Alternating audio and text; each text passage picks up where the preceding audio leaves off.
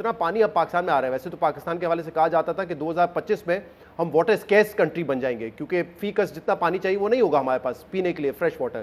لیکن اب سیلاب سے, بارشوں سے جتنا پانی آ رہا ہے وہ ہمارے لیے ایک اپارچونیٹی بن سکتی ہے اگر ہم اس کو پرزرو کر سکیں, اس کو یوز کر سکیں. تو یہ تو میرے خیال سے بہت دور کی بات ہے, کیونکہ ہمارا پانی تو سارا ویسٹ ہو جاتا ہے. ہم تو اس وقت یہ کہہ رہے ہیں کہ اس پانی سے بچا کیسا جائے. کیا ریئلسٹک ہے یہ تھاٹ؟ جی یہ بالکل ریئلسٹک ہے, اور میرے خیال میں جو یہ ہر سال فلڈ سیزن کے اندر اس قسم کی سچویشن جیسے کہ ہم نے 2022 میں بھی دیکھی, اور اب ہم دوبارہ جو ہے وہ ہمیں اس کا سامنا ہے, تو وہ ہمیں اس چیز کو بار بار جو ہے وہ یاد دہانی کرا رہی ہے کہ کہیں کچھ ایسا کرنے والا ہے جو ہم نہیں کر رہے.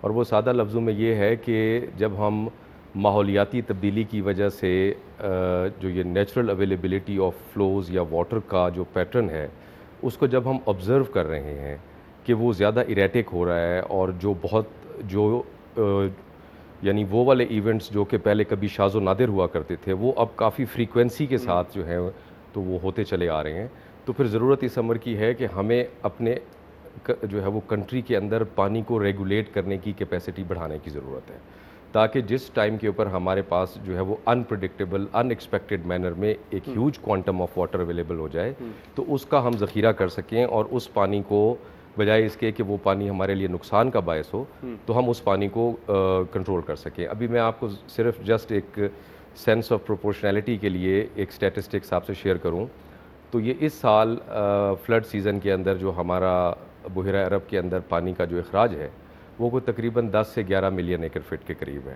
اور اس وقت ہمارے جو دو یعنی یہ بڑے ریزروائرز ہیں جی وہ اس وقت اپنی تقریباً کیپیسٹی کے اوپر فل ہو چکے ہیں. Tarbela is one of them. جی ہاں سر, تربیلا اور منگلا ریزروائرز, اور تربیلا تو تقریباً 100% فل ہو چکا ہے, اور منگلا بھی کوئی اراؤنڈ 80% کے قریب فل ہو چکا ہے.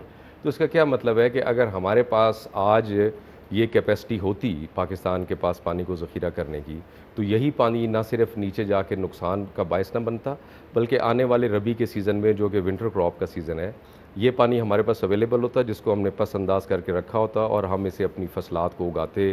جو ہمارا زیر کاشت رقبہ ہے اس میں پانی کی کمی کا جو کہ اپنا وہ شکار ہو جاتا ہے تو وہ بھی ہم پانی کی کمی سے بچ جاتے ہیں. میں ایک اور پوائنٹ کی طرف جو ہے وہ آپ کی یہ توجہ دلانا چاہتا ہوں. دیکھیے یہ ایک اگر ہم پیچھے دیکھیں اپنی ہسٹری میں تو اللہ تعالیٰ نے انسان کو ایک جو ہے وہ آرڈینریلی جو ہے ایک قسم کی ذہانت دی ہوئی ہے کہ جس قسم کی کرائسس یا بحران کا وہ شکار ہوتا ہے تو وہ اپنے آپ کو بچاؤ کے لیے اس کے ڈفرینٹ طریقہ کار نکالتا ہے. اگر آپ کو پچھلے 100 سے 150 سال کی اگر آپ ہسٹری دیکھیں تو ہمارے دریاؤں کے اندر کافی فلڈز آیا کرتے تھے جو کہ ماحولیاتی تبدیلی کے ٹائم سے پہلے کی اگر ہم اس کو کر لیں تو دریاؤں کے فلڈز کو ہینڈل کرنے کے لیے برٹش کالونیل ٹائم سے لے کے آن ورڈز پاکستان بننے کے بعد بھی ہم نے کافی اچھا بندوبست کر لیا, یعنی دریا کے سیلاب کو دریا سے باہر جانے فلڈز آ رہے ہیں وہ نان ریورائن فلڈز. ایگزیکٹلی. تو میں صرف آپ کے ساتھ جو ہے وہ ابھی کی یہ آج دوپہر 12 بجے کا اگر میں ڈیٹا آپ سے شیئر کروں تو ہمارے پاس اس وقت دریائے سندھ میں جو سب سے زیادہ ڈسچارج پاس ہو رہا ہے وہ اس وقت صوبہ سندھ میں گڈو بیراج کے مقام پہ ہے جو کہ بیسیکلی ہائی فلڈ کیٹیگری کے اندر ہے, اور 5,47,000 کیوسک پانی وہاں پہنچ رہا ہے, اور 5,11,000 کیوسک کے قریب وہاں سے پانی کا اخراج ہو رہا ہے. یعنی 5 لاکھ کیوسک کے بہت بڑے پانی کے ریلے کے گزرنے کے باوجود الحمدللہ گڈو بیراج بھی انٹیکٹ ہے, اور گڈو بیراج کے اپ سٹریم اور ڈاؤن سٹریم کے اوپر ریور انڈس کے جو فلڈ بنز ہیں وہ بھی پورے طریقے سے اپنا کام کر رہے ہیں, اور وہاں سے جو ہے وہ سیلاب باہر نہیں جا رہا. اب ہم اس کو فاسٹ فارورڈ کر کے پچھلے 25-30 سال یا کوئی تقریباً 50 سال کا پیریڈ لیتے ہیں جس کے اندر یہ گلوبل وارمنگ کا فینومینا آیا ہے. گلوبل وارمنگ ہو گئی, کچھ کنٹریز نے کس طریقے سے رول پلے کیا, کچھ نے نہیں کیا, ہمارے پاس انٹرنل بھی چیلنجز تھے, پاپولیشن بڑھ گئی, لیکن اب اگین وہی کورس ہمیں اڈاپٹ کرنا ہے کہ جو ایک جو ہے وہ آرڈینری کورس ہے مین کائنڈ کی ہسٹری میں کہ آپ کو جس قسم کی کرائسز ہوتی ہیں آپ ویسا ہی رسپانس کنفیگر کرتے ہیں. تو آج کی کیا کرائسز ہیں؟ Global warming. اور یہ گلوبل وارمنگ سے کیا ہو رہا ہے؟ گلوبل وارمنگ سے آپ کے پاس انپریڈکٹیبل مینر میں رین فالز ہو رہی ہیں, ڈراؤٹس آ رہے ہیں, تو آپ نے ان سے بچنے کے لیے کیا کرنا ہے؟ ایک ہولسم جرنی ہے جو آپ نے کرنی ہے. یہ کبھی اوور نائٹ فکس نہیں ہوگی.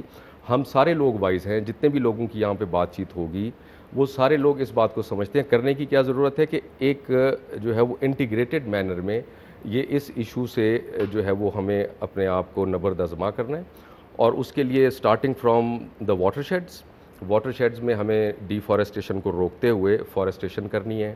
جو ہمارے گلیشیئرز ہیں, گلیشیئرز کو میلٹ ہونے سے بچانے کے لیے ایک تو یہ ہے کہ ہم پوری گلوبل وارمنگ کو کنٹرول نہیں کر سکتے, لیکن ہم اپنے گلیشیئرز کو مانیٹر کر سکتے ہیں تاکہ ان کے اندر اگر کوئی جو ہے وہ گلوف کا ایونٹ ہونا ہے تو ہم پہلے سے آگاہ ہوں. اور مطلب ہم پریپیئر کر سکتے ہیں, روک نہیں سکتے نا, کیونکہ کہا جاتا ہے گلوبل وارمنگ کو 2018 میں ایک ریسرچ تھی کہ اگر 1.5 ڈگری سینٹی گریڈ ٹیمپریچر بڑھے گا تو پاکستان کے 35% گلیشیئرز میلٹ ہو جائیں گے.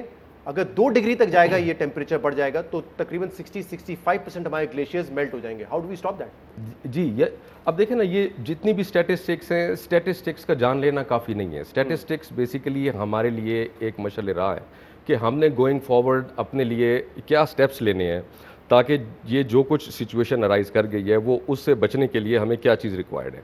تو یہ ساری گفتگو ہوئی ہے, ہمیں اس میں انٹیگریٹڈ پلاننگ کی ضرورت ہے اور ہمیں اپنے جہاں تک ہمارا کنٹرول ہے اس سسٹم کے اندر ہمیں جو ہے وہ ریزیلینس ایڈ کرنے کی ضرورت ہے. جتنا انفراسٹرکچر ہے اس کے اندر لینڈ یوز ہے, لینڈ یوز کو ہمیں ریگولیٹ کرنے کی ضرورت ہے. کہاں پہ جو ہے وہ ہائی رسک زونز ہیں, کہاں میڈیم رسک زونز ہیں فلڈنگ کے حوالے سے, کہاں لو رسک زونز ہیں. ہائی رسک زونز کے اندر ہمیں اسکروپلسلی اس چیز کو گارڈ کرنا ہوگا کہ اس جگہ پہ کسی قسم کی پرماننٹ انہیبیٹیشن نہیں ہونی چاہیے. جو لو رسک زونز ہیں وہاں پہ آپ اس قسم کے کام کر سکتے ہیں. یہ لا انفورسمنٹ کا بھی میٹر ہے, یہ پولیٹیکل ول کا بھی میٹر ہے, یہ لوگوں کی اویئرنیس کا بھی میٹر ہے. اس کے اندر جہاں تک سائنٹیفک میں اگر آپ سے شیئر کروں بیسس کی بات ہے تو سائنٹیفک ایویڈنس موجود ہے. ہمارے کنٹری کے اندر بھی ایسی بات نہیں ہے کہ ہم کوئی ماڈرن ورلڈ کا پارٹ نہیں ہے تو ہمیں اس کی جو ہے وہ ایکسٹینٹس کا پتہ نہیں ہے. ہمیں اس کی ایکسٹینٹس کا یہ پورے طریقے سے پتہ ہے. اب ضرورت صرف اس عمر کی ہے کہ وہ سٹیپ جو کہ ہمیں لینا ہے, جو کہ ہم ماضی میں لیتے رہے ہیں, وہ اب ہمیں کلائمیٹ چینج کے سینیریو کے اندر جو سٹیپس لینے ریکوائرڈ ہیں وہ اب ہم شروع کریں. اور یہ جرنی ہے, یہ اس جرنی کے اوپر جو ہے وہ اگر ہم چلنا شروع کریں گے تو انشاءاللہ ہم اس کے اوپر بہت جلد ہی قابو پا لیں گے. صحیح, آپ کچھ ایڈ کرنا چاہیں علی صاحب؟ جی, میں یہ عرض کرنا چاہ رہا تھا کہ ہماری جو صورت ہے پاکستان کی بہت چینج ہو گئی. چند سال پہلے تک ہمارے پاس جتنے فلڈز آتے تھے وہ انڈس میں آتے تھے, ریورائن فلڈز ہوتے تھے. جی, اب جب ہم بات کر رہے ہیں وہ نان ریورائن فلڈز کی کر رہے ہیں, چکوال ہو یا بنیر ہو یا چترال تو ہے نہیں وہاں پر, ٹھیک ہے. اور جو ریور بیسڈ فلڈ ہے, جو پانی ابھی بننے شروع ہوئے ہیں ریورز میں, وہ اب ہونے شروع ہوئے ہیں. This is the second wave of floods. اچھا, اب جو نان ریورائن فلڈز آتے ہیں تو کیا آپ ڈیم جو ہے چکوال میں بنائیں گے, کیا آپ کراچی میں بنائیں گے, کیا آپ چترال میں بنائیں گے, بنیر میں بنائیں گے, سوات میں بنائیں گے؟ دیکھیے یہ بہت ڈسپرسڈ ہے.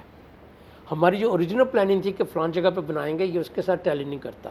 تھوڑا سا ریالٹی چیک ہونا چاہیے. پچھلے 30 سال کا ڈیٹا یہ کہتا ہے کہ پاکستان میں رین فال کم ہو رہی ہے مگر ٹورینشل رینز بن رہی ہے. ٹھیک ہے, چند گھنٹوں میں یا چند دنوں کے اندر زیادہ بارش ہوگی چند لوکیشنز کے اوپر. کوئی 30 کے قریب ایسے ڈسٹرکٹس ہیں جہاں پہ پاکستان میں اس وقت بھی ڈراؤٹ چل رہا ہوگا. ٹھیک ہے, 60-70 کے قریب ایسے ہیں جہاں پہ فلڈنگ ہو رہی ہوگی. تو یہ پاکستان کے ڈائیورس چیلنجز ہیں.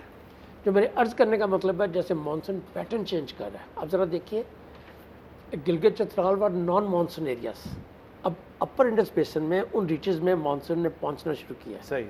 اب combination of heat wave on a glaciers and a rain, this results in گلوف.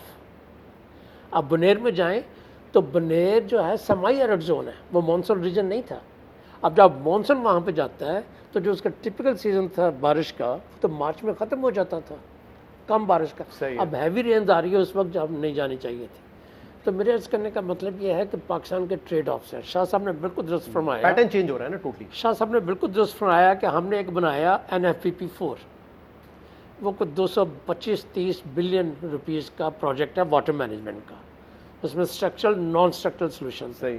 Structural solution میں ڈیم ہے جس کو پروبیبلی $14 بلین کے پتہ نہیں کیا کاسٹ اسٹیمیٹڈ ہے اس وقت. مگر جو فیز 1 میں جو امپورٹنٹ چیز تھی وہ واٹر شیڈ کی مینجمنٹ تھی. اگر وہ ہو تو یہ جو آپ کو مڈ سلائڈس, جو بولڈرز نیچے آتے نظر آ رہے ہیں, جو ڈیفارسٹیشن ہوتی نظر آ رہی ہے, وہ اتنی نہ نظر آئے. سو جو ٹاپ پرائرٹی بنتی ہے گورنمنٹ آف پاکستان کی وہ یہ ہے کہ فیز 1 میں جو اس میں دیے ہوئے ہیں non structural solutions, particularly watershed management, اس کی انویسٹمنٹ کو پرائورٹائز کریں. وہ ڈیم سے بھی زیادہ امپورٹنٹ. دیکھیے جب کسی ملک کے پاس پیسے کم ہو, جی, میں یہ نہیں کہتا کہ ڈیم نہ بنائیں.